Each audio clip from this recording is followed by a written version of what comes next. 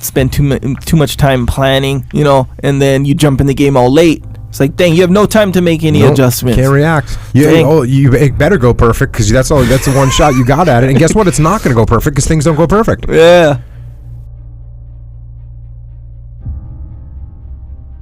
A decision is the first step. Decision is like a war. I got to do this or that. All right, I'm going to make myself do this. But commitment is when you now, after you've decided, you commit to do this for the long term. Whether it's hard or easy, doesn't matter. You're doing this. It takes it from this moment and it carries it into the future, even when things are difficult. And the third state is resolve.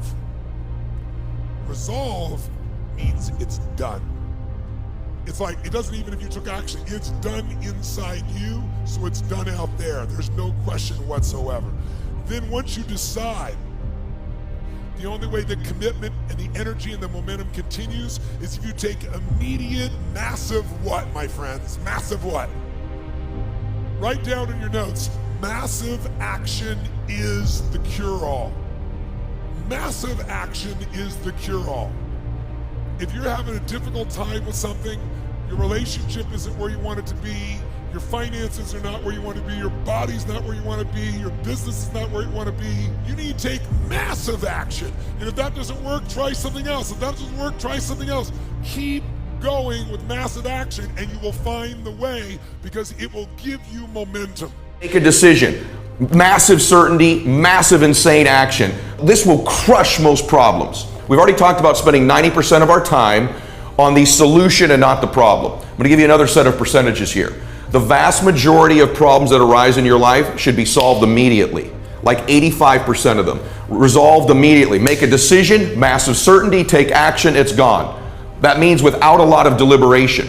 You've got to start to build the habit of being decisive. Successful people, happy people, leaders are decisive people. And I believe somewhere, if there's 100 problems, challenges in life, 85 of them should be decided immediately with not a lot of deliberation, and then certainty and massive action will eliminate that challenge and that problem most of the time. It's the people who procrastinate on the problem or ignore it or think it might go away that gives that problem time to magnify, to fester, to grow, to where now it's become bigger than it needed to be.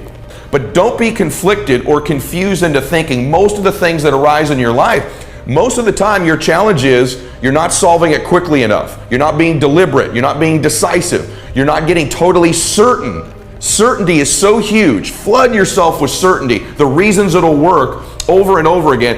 And then most people don't understand you can obliterate most problems with just massive action. I see people hem and haw and make excuses all the time when challenges arise. And it would have just been solved if you'd have decided, you'd have been totally certain, and you'd obliterate that problem with some massive action. Always remember this. We will assign blame when it's over. I'm all about the solution. Laser focused on the solution. See, the ability to get laser focused on something in life. You can obliterate things in life. You can achieve such massive things if you begin to build the muscle of eliminating distractions, eliminating the stories, eliminating the stress, and getting perfect clarity on where you really are. And the number one stressor, the number one distraction is, who's to blame? What's my story? Before it's even been solved, we want to assign blame. That is a distraction. Don't do it. Number two, you have to get a clear vision of what you want. Like exactly what do you want when this problem is solved? What do you want to be happening different than it is now specifically? It can't be a general thing. It can't be that you just want to eliminate this. What is it that you want? You can't just eliminate something without replacing it with what exactly is you want. So the second thing I always ask myself, and I do this very quickly, and remember, this is only on 15% of the problems. What is it exactly that I want? With specificity, with clarity. Because this laser focus now, I can move towards a solution if I'm clear on what it is, which is number three. Once I'm clear on what it is, get resourceful. Once you figured out exactly what it is in number two, the third step is to get totally resourceful about solving the problem. What does that mean? Who are the people that can help you? The resources, the places, the things, the circumstances, the collaborations. Who is that you might need to talk to who solved a similar problem in your life? What are the resources available to you? The more you begin to point out to yourself, I have all these resources at my disposal, the more your anxiety and stress level begins to go down, and it's true. Are there problems like this you've solved in the past? Something similar in the past you've solved or somebody else has solved? Most people get very unresourceful. They feel like there's no hope, no help. So ask yourself, how do I get resourceful? What are my resources here? And then the last thing, if I could just say this to you that are people of faith, or if you plug into the universe, why don't you embrace the fact and the belief that you're being guided? That there's a blessing happening in your life, or that you can plug into something that's got great answers for you. There's resources everywhere for you. For those of you that are people of faith, or even if you're somebody who you don't have a specific religion, but you plug into the energy of the world. Why is it that when a problem arises, we abandon our God, we abandon our faith, we abandon the fact that we're guided, we abandon the higher consciousness that we believe in? Why is it that when a problem arises, we abandon that? Why don't you believe you're guided? My great resource is my contacts, my friends, my previous experience, maybe the people around me that I can talk to, but my biggest one is my God.